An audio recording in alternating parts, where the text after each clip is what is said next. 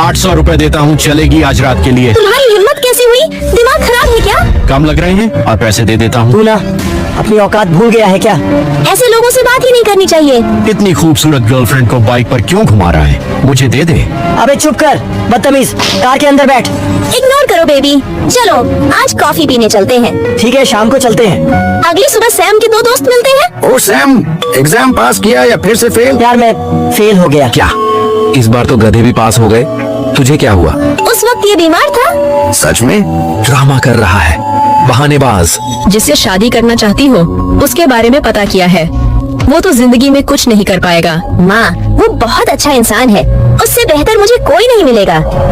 I hope Sam ने ये सब न सुना हो। इतनी क्वालिफिकेशन में मैं तुम्हें जॉब नहीं दे सकता हूँ। माफ करना, पर आपको जॉब नहीं मिल सकता है। सब ठीक ही कहते हैं, मैं किसी काबिल नहीं, जिनी के लायक भी नहीं। तुम ऐसा कैसे सोच सकते हो?